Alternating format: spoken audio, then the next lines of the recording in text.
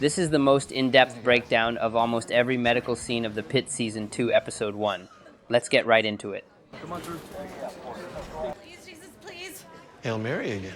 In the sanctified flesh. Don't let me die alone. Just try to relax, Margaret. I need a priest. Hey, Dr. Robbie. What's the good word, Perla? All your results came back normal, Mrs. Walker. I'm dying. You're not dying, Mrs. Walker, I promise. This is an overly anxious patient. The first step here is reassurance to the patient that everything is fine and their health issues will be taken care of and addressed. Jesus is coming for me. If he is, he hasn't checked in that registration yet. Please don't let me die a sinner. Don't worry, Margaret. We're going to have the hospital chaplain come and see you in a moment. I'm not going to last that long. Yes, you will, because we're going to give you a shot to keep you alive until they get here. What are you thinking, Dr. Rabinovich? 500 mics of cyanocobalamin? In her condition, I'd push a full 1,000. Since the lab results came back normal, we can assume that cyanocobalamin or vitamin B12 is given here as a placebo, essentially a harmless injection which can be given empirically when symptoms are vague. Sometimes, patients will feel like nothing was done to them and become overly anxious. That's where the placebo effect comes into use. Just the belief that they are actually receiving treatment of their symptoms and something is being done to them can actually result in alleviation of their symptoms. Whew. You heard the man, Perla. God bless you. God bless all of you. Amen to that. Whew. Nothing like the miracle healing powers of a good old B12 shot. Besides this, we could give other vitamins, but they have to essentially fit the symptoms of the patient, like vitamin D for chronic old age pain, assuming it's osteoporosis, after ruling out osteoarthritis and other degenerative diseases. Similarly, normal saline could be given if the patient has borderline low blood pressure, but nothing else to explain their symptoms of persistent fatigue or weakness. How does she hold down a job? She doesn't. She's wearing a waitress uniform. Yeah, from a diner that closed 20 years ago. Maybe she has delusions, so she needs a psychiatric assessment too. Interestingly, vitamin B12 deficiency can cause neurologic symptoms too, including cognitive symptoms, but it's mostly loss of motor and sensory symptoms due to demyelination of corticospinal and dorsal columns, basically the motor and sensory tracts of spinal cord. The lab results being normal essentially rules this out, at least for now. Sometimes neurologic symptoms appear even before actual lab result changes, though. And so it begins. My husband is still waiting to see a doctor. I apologize for the wait, but here are 2 doctors just for you. Chronic problems of every hospital today seem to be lack of staff, which leads to longer wait times and less effective treatment of patients, while the existing staff are underpaid and overworked. Mr. Burgess has been complaining of leg cramps for a day. Slightly tachy at 110, BP 128/75, afebrile, good sats. I'm Dr. Shen, but I'm going off shift. Dr. Rabinovich will be one of the doctors looking after you. What other medications are you currently taking, Mr. Burgess? I brought his meds. Thank you. These are his supplements, mostly all natural and organic where possible. Of course, when we're saying meds, we kind of expect allopathic meds, the actual medications with known clear-cut mechanism of action, pharmacokinetics, side effects, and everything. And these are his homeopathic prescriptions. I also have a list of his refrigerated probiotics. Thank you. Also, all natural doesn't mean that they're harmless and don't have side effects. Some of the most toxic substances on Earth are natural. Homeopathic medications are usually chemically inert due to extreme dilution, so the risk comes from false reassurance, not toxicity, while herbal medicine contains active pharmacologic compounds which can cause real side effects and toxicity. Where the hell is everybody? Our new attending is torturing our intern and med students in Trauma 1. She came in early to meet the night shift and took things over. So, there are 2 attendings in a single shift? Okay, that takes giant balls of disrespect. Tell me about this new attending. She's pretty, divorced, 1 kid. Can already tell she is a strict rule follower. I'm probably gonna grow to hate her. What's her name again? Dr. Baran Al-Hashimi. Al-Hashimi? What is that? Irish. She's some sort of clinical informatics expert. Clinical informatics basically means using data and information correctly to improve patient care, making sure the right clinical information reaches the right person in the right way at the right time. When she started talking about AI, I started thinking about robots and kind of stopped listening. And here comes the million-dollar question. Will AI replace us? I mean, everything that can be learnt and put into an algorithm will be replaced by AI. I feel like every job in the future, including medicine and definitely every single field of medicine, will basically be doctors operating and overlooking AI to make their job easier, more efficient, and actually more accurate. I feel like our job will decrease to mere oversight. Because even if we do say there is a human element to this and human touch can't be replaced with machines, and it's true, but only this part of medicine will exist. Like it or not, the one thing studying in medical school has taught me is that every single field in medicine is essentially algorithmic. There is a secretive set of protocols taught to every one of us on how to proceed a case in a particular scenario with the basics of what not to do and what to do. There are specific protocols to be followed for every single medication, dosing, and every single procedure that we do. And we do improve our skill with experience and time during medical school and residency and actual clinical practice, and a lot of it does rest on our own clinical decisions, which varies. AI can and will be able to do that even quicker and more accurately because it also trains on data and millions of data at a single time, unlike us, and will even update quicker than us. So it's kind of interesting as well as scary. Clear. Off the chest, Ogilvy. Get ready to step up here, Joy. Ogilvy, off the chest. Clear. Still VTAC, but it looks weird. Basically, there are 4 rhythms of cardiac arrest. 2 of them are shockable, namely pulseless ventricular tachycardia like this case, and ventricular fibrillation. The monitor here shows ventricular tachycardia, which hasn't resolved with the defibrillator shock given. Here, it's a specific type of this arrhythmia called Torsades de Pointes. Agreed. No pulse. No effusion. Good lung sliding. Lung sliding is basically an ultrasound finding where during respiration, the visceral pleura attached to the lung surface slides against the parietal pleura on the chest wall. On ultrasound, this appears as a shimmering or sparkling horizontal movement along the bright pleural line. So, on bedside ultrasound, if we see lung sliding, this means the pleural layers are touching and there is no space or air in between, which basically rules out the case where there is air between the 2 pleura, which is called pneumothorax. Start compressions, Joy. We haven't considered all the T's. Here, the T's refer to the 5 T's pertaining to the reversible causes of cardiac arrest that we must rule out. Correcting them can reverse the cardiac arrest rhythm back to sinus. The first T is tension pneumothorax, which means progressive accumulation of air in the pleural space to the point it causes lung collapse, severe dyspnea and chest pain, and obstruction of venous return and shock. Here, we got to perform needle decompression, where we essentially release air out of the pleura via a needle in the second intercostal space. We did see this procedure in the last season for the BiPAP-induced pneumo case. The next T is cardiac tamponade, where fluid in the pericardial space compresses the heart chambers and impair relaxation or diastolic filling, hence causes decreased cardiac output and shock. We got to perform immediate pericardiocentesis, which was shown as an ultrasound-guided procedure in episode 1 of the first season, basically drawing fluid via a syringe out of the space percutaneously. The other T's are toxins, meaning drug overdose or poisoning like opioids or beta blockers. The last 2 T's are thrombosis, which could be coronary, that is massive myocardial infarction, or pulmonary, that is massive pulmonary embolism.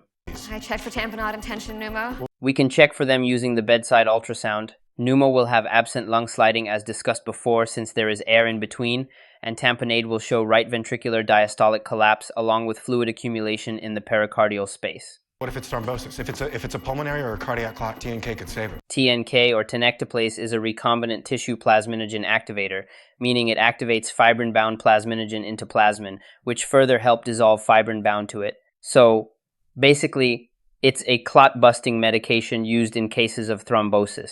We can give it in case of myocardial infarction if PCI is delayed, or in case of ischemic stroke if it's within 4.5 hours, or if MRI confirms that the brain tissue is still salvageable with diffusion flare mismatch. We discussed all these in great detail in the previous season. Back to this case, yes, thrombolytics can be given for thrombosis like coronary or pulmonary if they're identified as reversible causes of cardiac arrest. We are sticking with the algorithm for now. Algorithm's not working. Faster and deeper, please. You need a break, Joy? No, I need an attending. I'm right here. Stop compressions, we're calling it. Sorry, the patient's dead. When to call the resuscitation off is a subjective decision that rests on the doctor in charge. Usually, if there is no return of spontaneous circulation, meaning no palpable pulse, persistent asystole with no return to sinus rhythm, or any shockable rhythm, even after around 20 to 30 minutes of high-quality CPR, epinephrine and defibrillation if rhythm is shockable, and with all potential reversible causes addressed, then we call it off. All right. Who can tell me what went well? We followed the VTAC algorithm. We checked for reversible causes. We limited our rhythm and pulse checks to 10 We should pause compressions for no more than 10 seconds to check for pulse and assess breathing.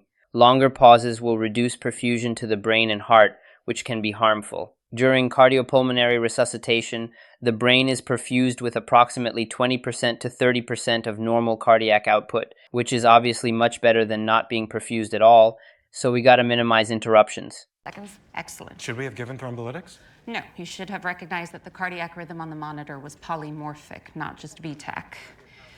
It was torsade de pointe. So, as pointed out earlier, the rhythm seen here is a specific type of ventricular tachycardia caused by prolonged cardiac repolarization, meaning prolonged QT interval. The name is French and means twisting of the points. What it means in simple terms is that the QRS complexes appear to twist around the baseline on ECG.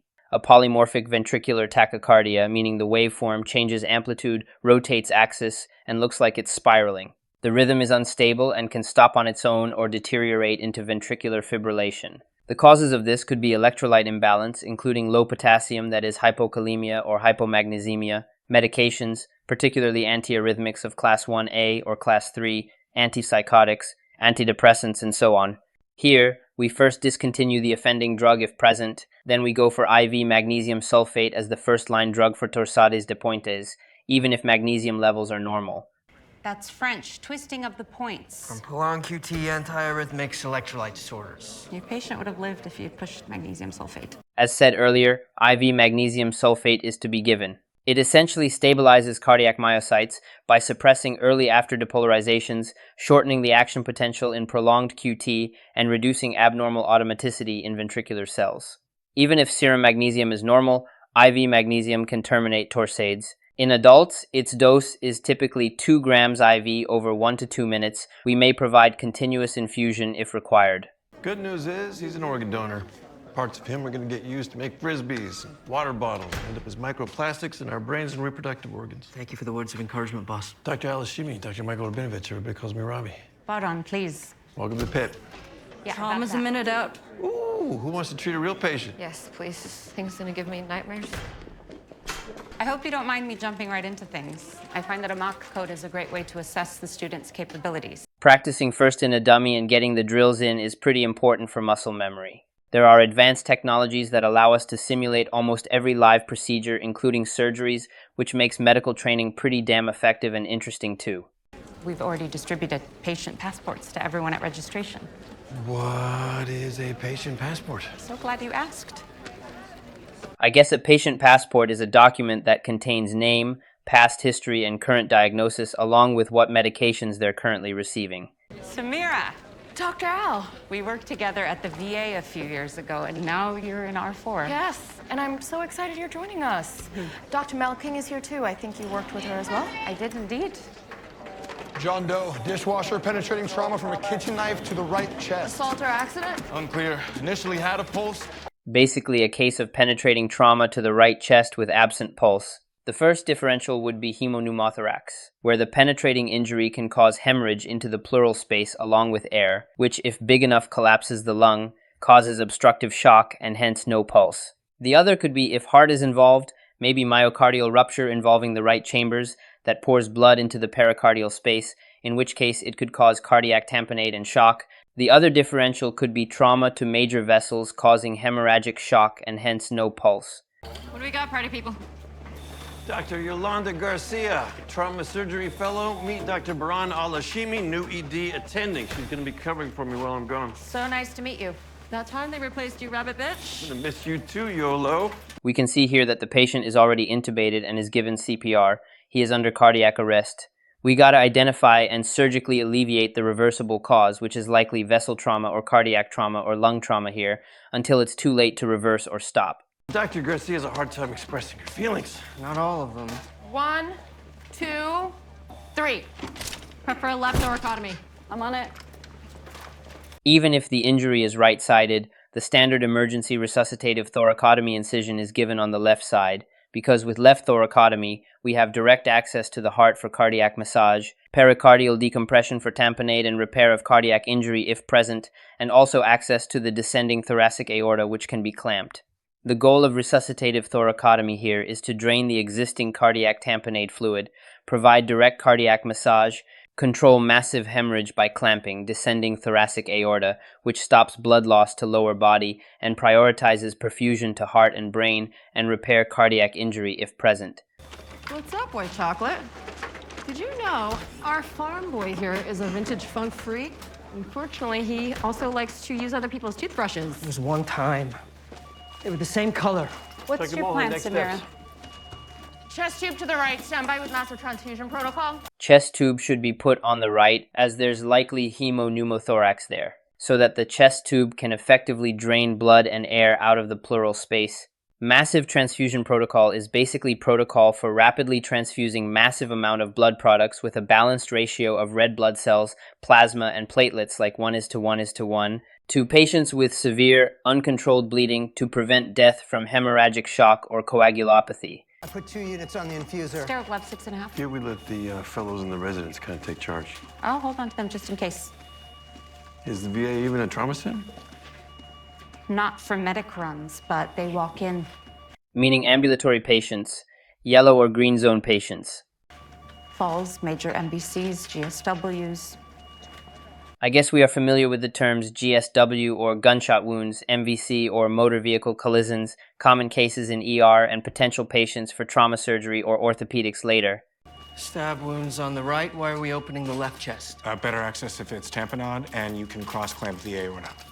As said before, left thoracotomy is the standard resuscitative step, as it provides access to all the potentially injured structures to be repaired like major vessels, heart, and pericardium. Clamping the descending aorta does two things. First of all, it redistributes blood to the heart and brain by temporarily diverting cardiac output to the coronary and cerebral circulation, increasing chances of return of spontaneous circulation. Secondly, clamping thoracic aorta also stops supply to the abdominal aorta, which helps control distal hemorrhage from potential abdominal aorta injuries, pelvic fractures with massive bleeding, or lower extremity arterial injuries, which could be present in any case of trauma as internal hemorrhage, often hidden from plain sight and diagnosed later.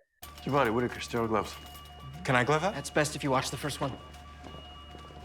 This guy's dead anyway. Never say that. I mean, if we say that, what's the point of resuscitation then? Every resuscitative effort lies in the hope of saving the patient's life, no matter how little the hope might be and how little chance the patient might have. 10 blade. 28 French on a long Kelly. Giovanni, you're on section. Basically, this process is called left anterolateral thoracotomy, the standard approach for thoracotomy. We provide incision at the sternal border of the 4th or 5th intercostal space and extend it laterally to the mid-axillary line. We use scalpel first, then heavy scissors to cut through intercostal muscles. And then insert a rib retractor to open the chest to provide wide exposure to pericardium and heart, left lung and descending thoracic aorta, after which we start repair and clamping as per needed. Whitaker, get ready for internal compressions.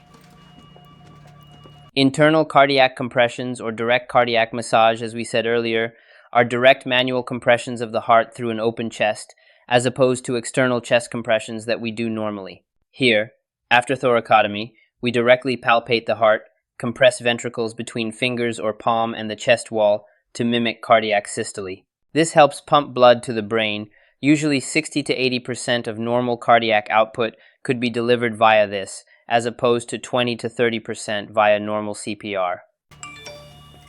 Sorry, that's my phone.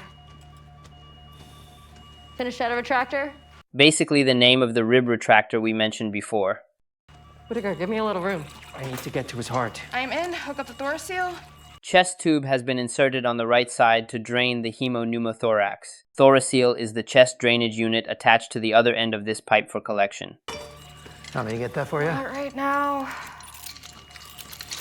So, they've spread the ribs apart and exposed the chest open to visualize the heart and surrounding structures.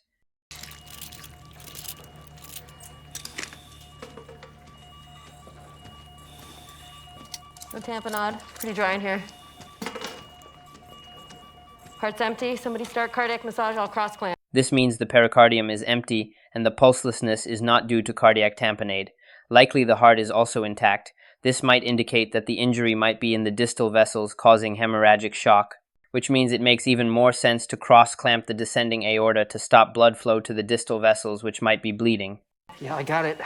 You do these one-handed, pushing up against the breastbone with 4 fingers. Very good. So, here we basically place 4 fingers or palm over the ventricles. We have to avoid compressing coronary arteries directly. We then compress the heart between fingers or palm and the chest wall. The movement should mimic normal systole. The compression rate is the same as with external CPR, 100 to 120 per minute. We then observe for effective output. Carotid or femoral pulse becomes palpable and heart visibly fills and empties. Not much blood to suction. Okay, team. Samira, next steps. Keep transfusing open the right chest. That is correct. Booty's on, kids. There will be blood. Since the left thoracotomy showed a quote-unquote dry heart and no tamponade, the source of bleeding may be right-sided. So, we cross-clamp, perform massage, and move on to diagnose the source of bleeding by performing right thoracotomy. Like this. Frank? You should be good to go now, hon. Thanks, Lupe. Of course. Hey, go get him. Hey, Doc. It's been a while. I got a bad toothache today. This scene is meticulously put together for a reason. For those who missed the last season, Langdon stole Librium pills from this particular patient, which was informed to and picked up by Dr. Robbie, and he was suspended for benzo addiction. Him getting greeted by the same patient when he is back should be awkward for Langdon. We'll take care of that, Louis. All right.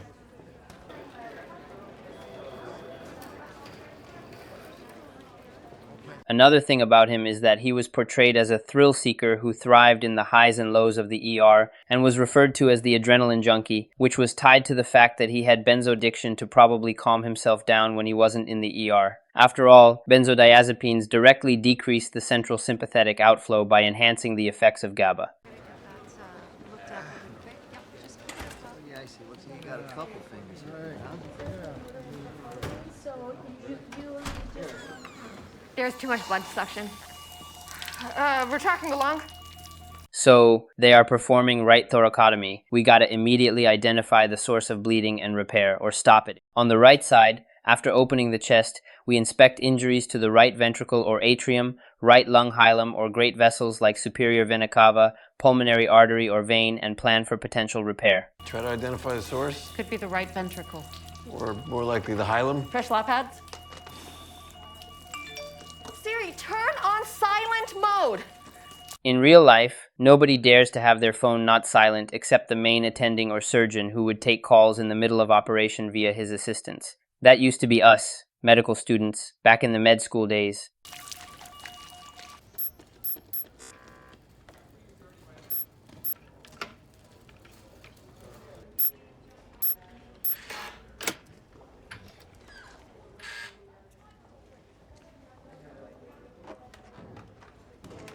They've done a great job of blending season 1 with 2. This scene just reminds of the episode when he was suspended, likely episode 10, I guess. This does feel like a direct continuation of the story arc, with subtle hints and reminders all the way. The prodigal son returns.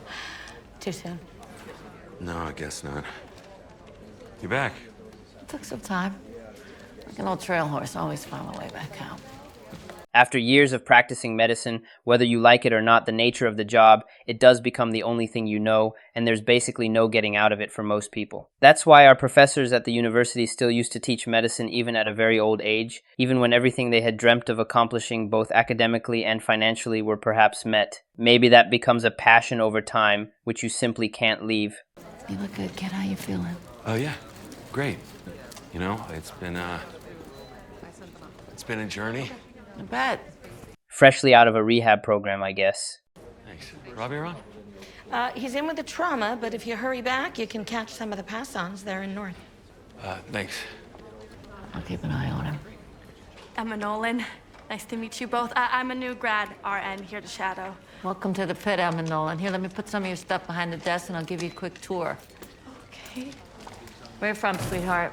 Sault Ste. Marie. Basically, when you are newly posted for clinical rotations, you kind of bring all the unnecessary stuff for all kinds of systemic examination. There's sort of this panic of what to bring with you and whether your senior will scold you. I'm guilty of this, and I still remember taking all sorts of unnecessary tools for neurologic examination that nobody utilizes in real life but is in the checklist of things to bring. It's in Upper Michigan, practically Canada. My great-grandmother was from up that way. Nice area. A lot of bugs. How about a cup of coffee? Can't locate the source. Proximal hilum is under the sternum. Along with most of the right ventricle.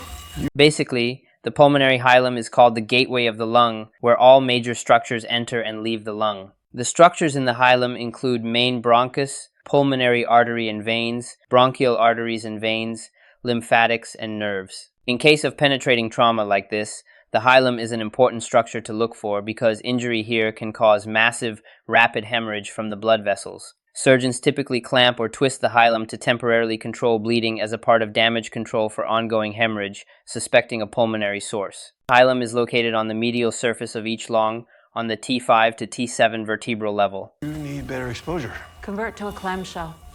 Exactly. Trauma shears.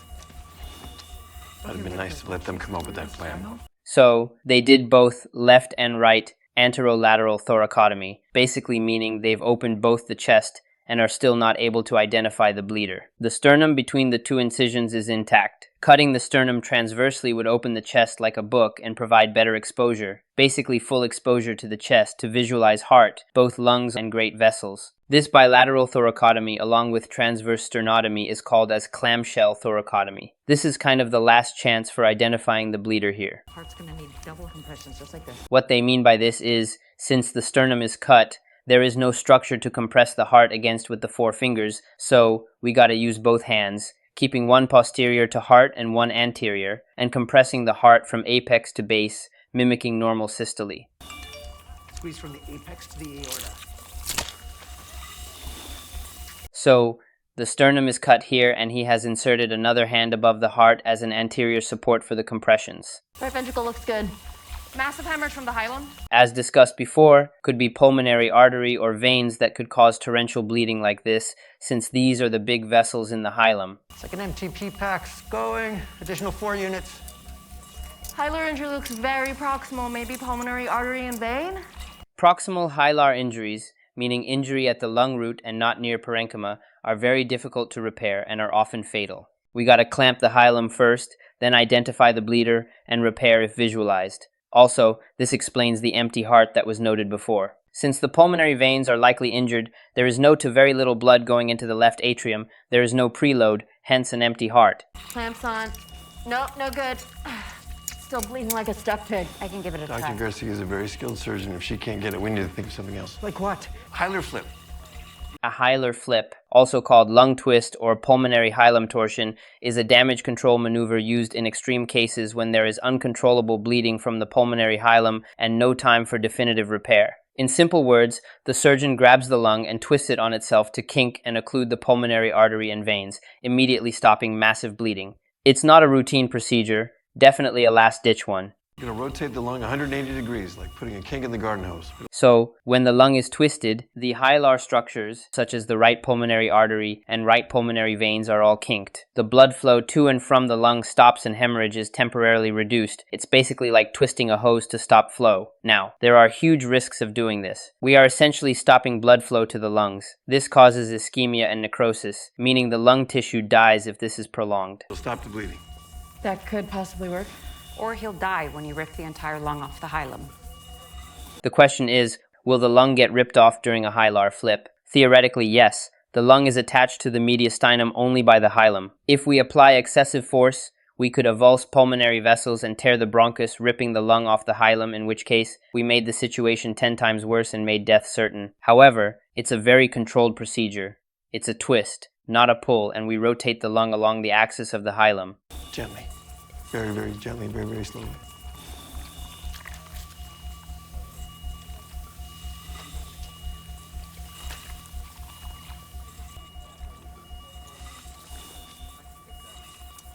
Blood loss is slowing down. That's a good sign. Hilum looks dry. The heart feels empty. Okay, we fixed the leak. Now let's fill the tank.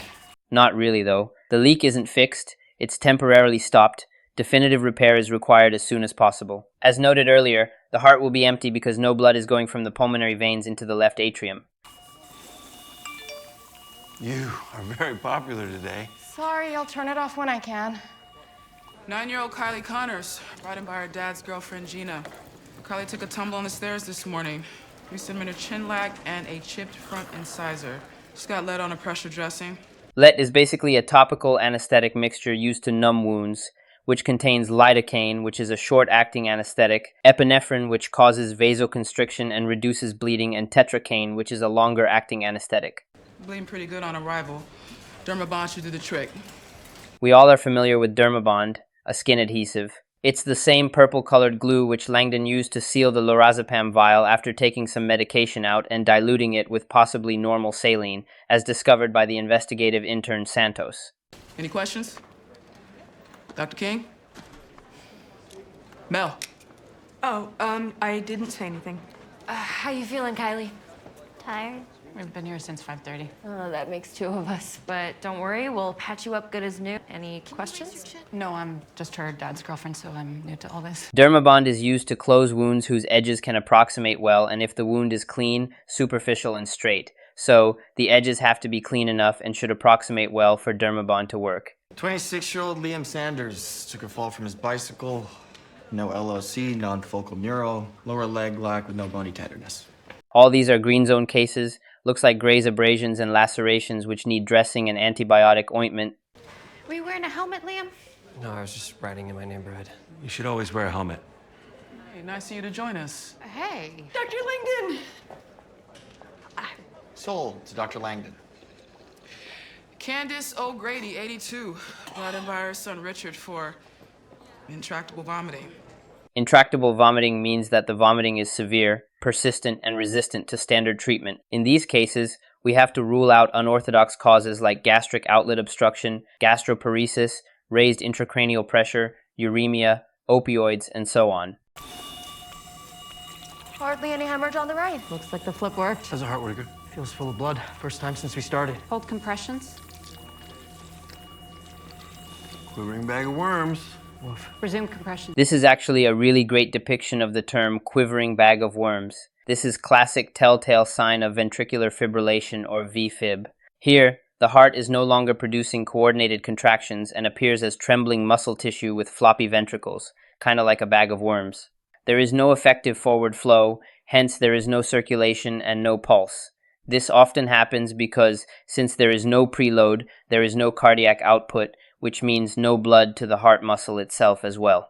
The muscle fibers in general become ischemic, and when internal compressions are stopped, there is no blood, no contractions, just quivering myocardium, struggling to contract. This indicates that the heart is alive only because of compressions, meaning artificial circulation. Here, the prognosis is extremely poor if the heart doesn't regain sinus rhythm, so we gotta defibrillate as soon as possible. When the heart quivers like that, it's obvious VFib. Okay, internal paddles ready? Charge 2. 25 joules. Here, the heart is exposed, so we can apply direct cardiac defibrillation with internal paddles. We place paddles directly on the heart, one paddle on the surface of the right atrium near the base, and the other on the surface of the left ventricle near the apex. Also, the energy requirements are much lower than external defibrillation, typically 20 to 50 joules, which is much lower than external 200 to 360 joule requirement. We gotta also remember that defibrillation only works if there is enough circulating blood to generate meaningful contraction. If he gets it right the first time. Charged. Okay, Whitaker, when you're ready. Clear.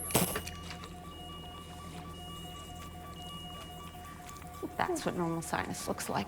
So, they've temporarily stopped the hemorrhage and also brought back heart to the sinus rhythm. Definitive surgery to fix bleeding has to be done soon enough to not cause ischemic damage to the right lung tissue. Strong carotid. Saline lap pads and up to the OR. It's a hell of a way to start the day. Unconventional, but a decent outcome. This series does show unconventional techniques every time. The last season showed retrograde intubation, bubble intubation, and ECMO, among many others. We discussed all of these in quite great detail in the respective episodes. Were you feeling weak or dizzy? No. I got up to pee and I tripped over a laundry basket that I couldn't see in the dark. Did you hit your head? Does my chart say that I hit my head? No, we just want to be thorough to make sure you don't miss anything. Yeah, how about we focus on patching me up? For any case of trauma on any primary site, we gotta rule out every other possible site of trauma and even internal bleeds which might get missed. So, a proper head-to-toe and definitely a thorough neurological examination is necessary, along with some routine investigations for trauma. Ah!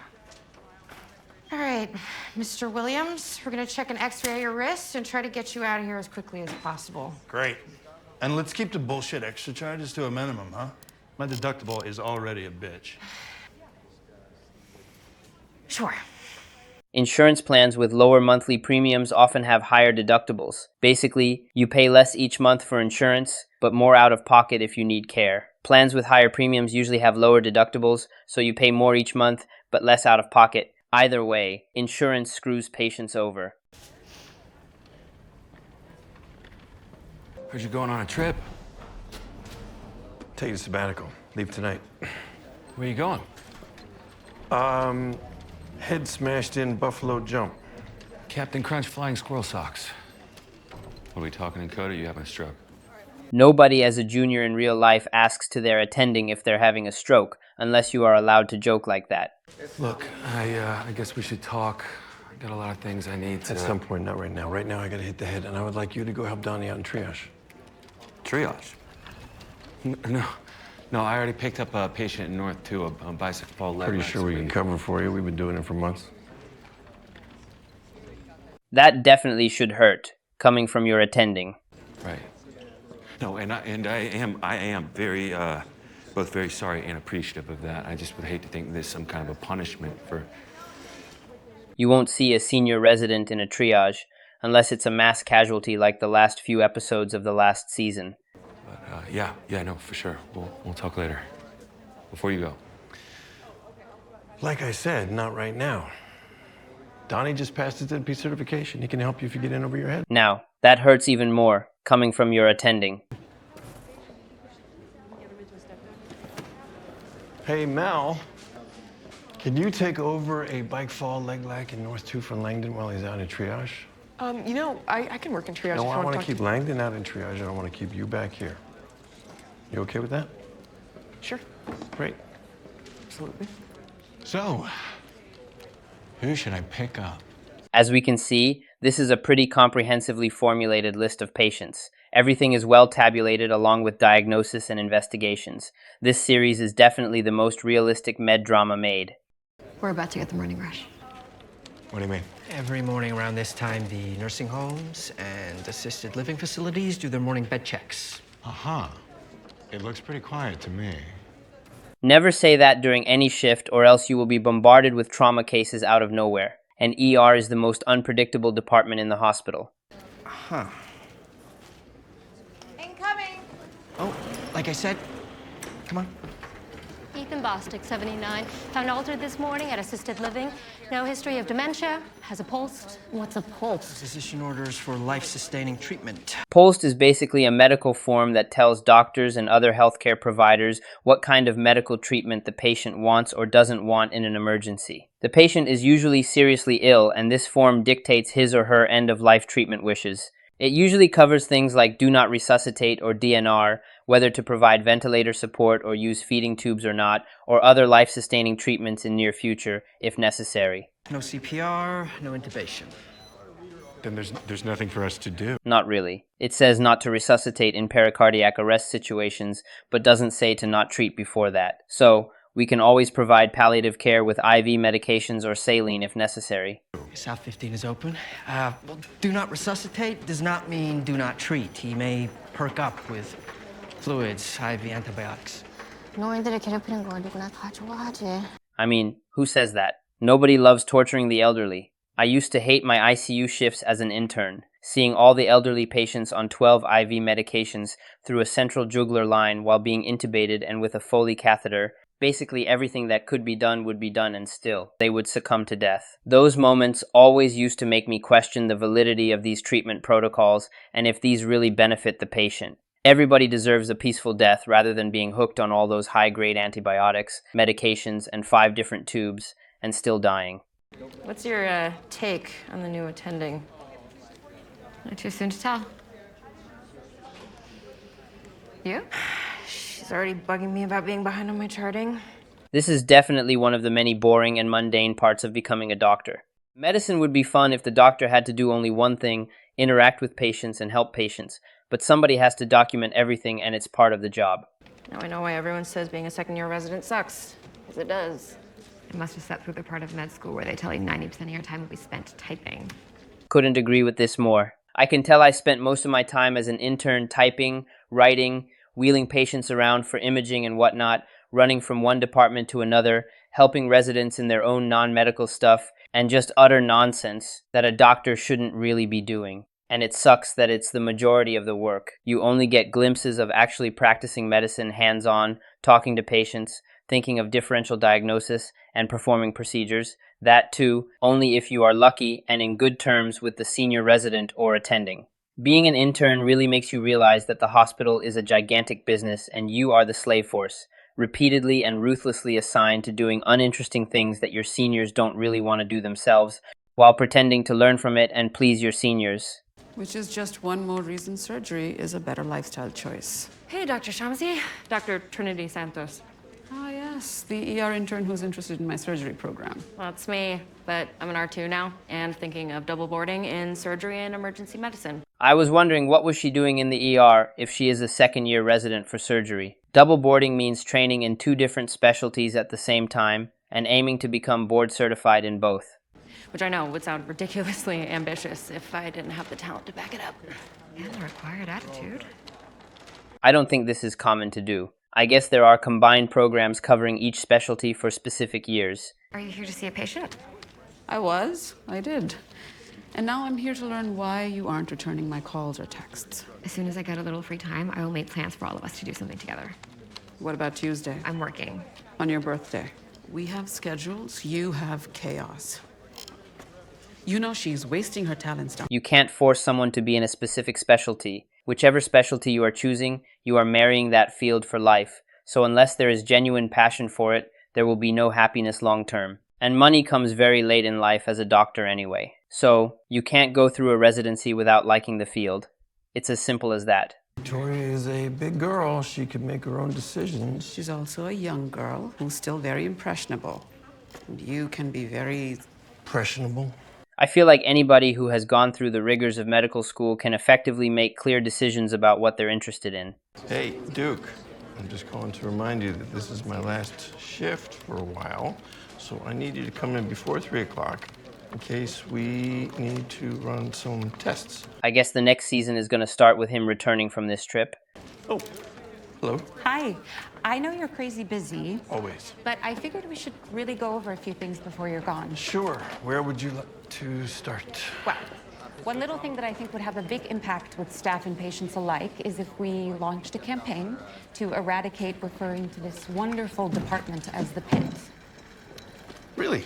Doctors refer to the ER as the Pit because ER is kind of like the pit of medical chaos, and also because usually ERs are located in the basement of the hospital, so-called the pit of the hospital. The pit might also mean that very sick patients are gathered here, so ER is often the holding area where patients are waiting for care or beds upstairs, meaning that sick patients are all gathered in a pit of danger and chaos. These are what I came up with as to why ERs are called the Pit. As for this show, the Pit probably also means abbreviation of Pittsburgh. I know you think it's silly and petty. No, I think it's just kind of endearing. Pretty damn accurate. I would argue the opposite.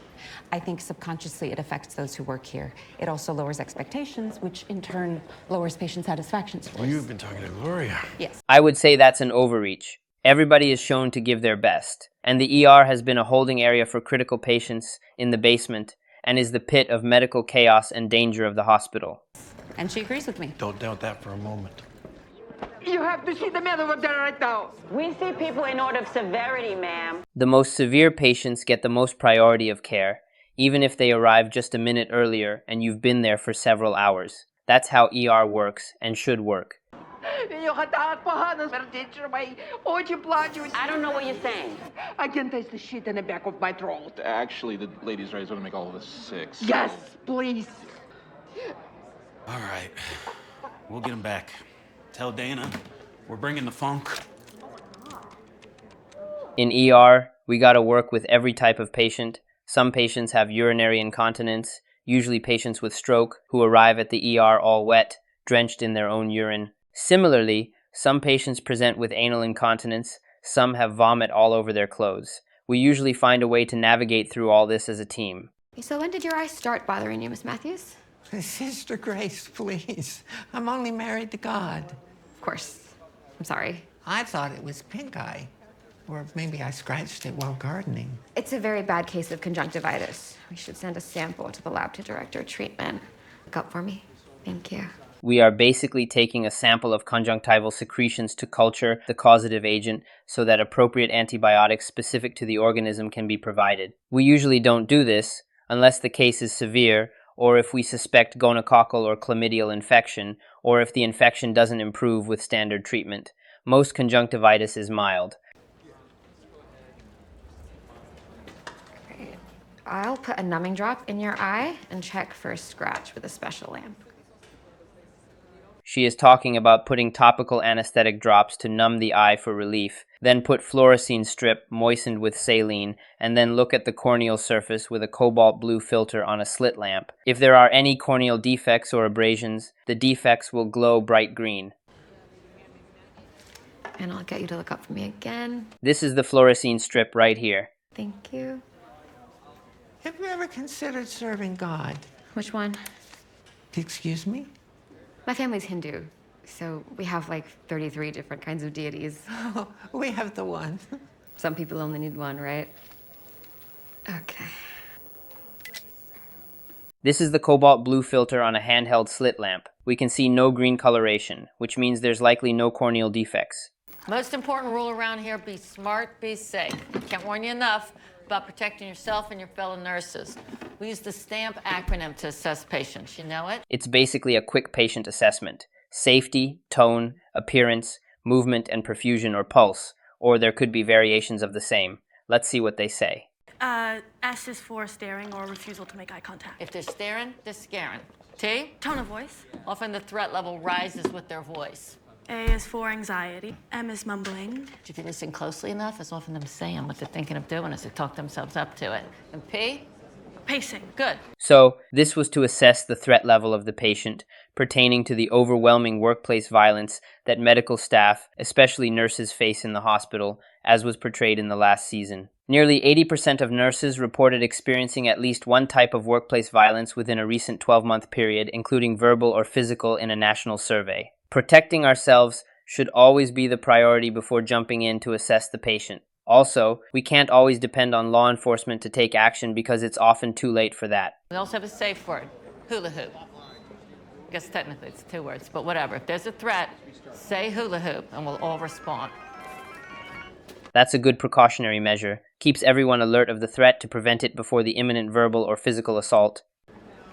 Yeah? Lovely.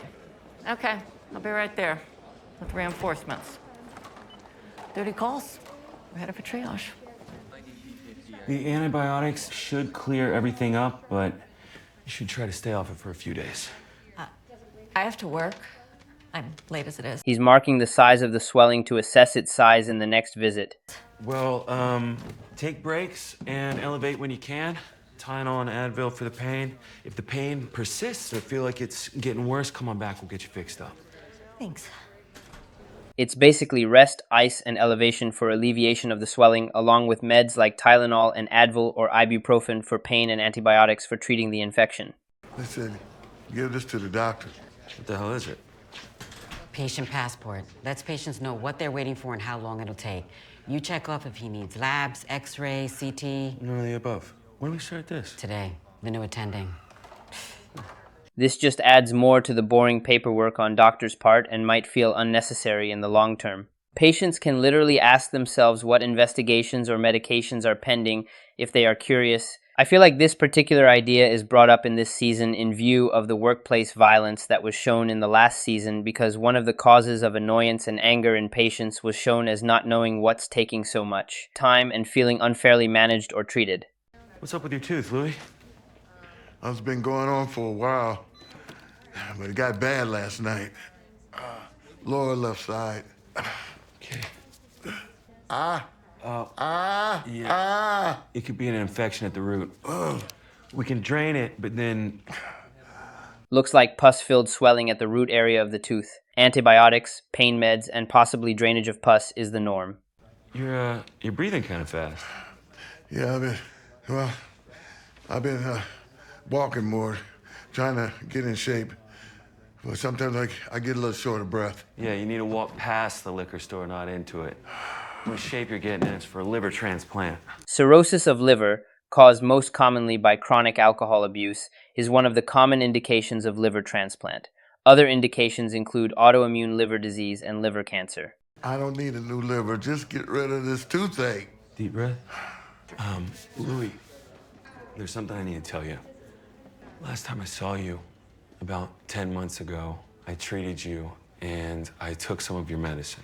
He's talking about the Librium pills he took for his own benzo addiction. Librium, or chlordiazepoxide, is a long-acting benzodiazepine. As we all know, benzodiazepines are CNS depressants. High doses can effectively cause relaxant effects along with euphoria, for which they are abused. I'm not sure I follow. I have an addiction to benzos, and I helped myself to some of the Librium I prescribed you for your withdrawal. You stole my pills? Precisely, half of the pills.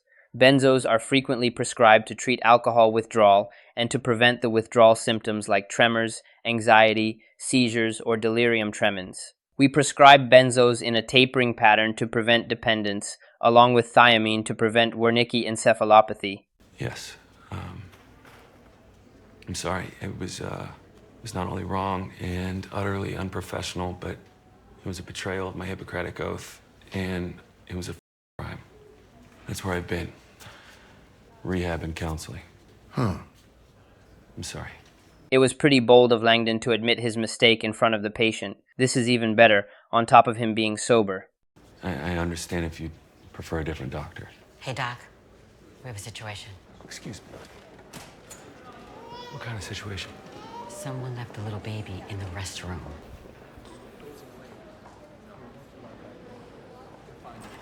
I mean, ER is pretty unpredictable. We never know what we are getting ourselves into and what's coming next. Alright, so this brings us to the end of the first part of this episode breakdown. I decided to do parts because the breakdowns are pretty extensive and take an insane amount of time to compile, edit, and upload. I will be making the rest half of the episode breakdown as soon as possible. Also, feel free to correct me in the comments. I would be more than happy to explain or correct myself. Have a great day.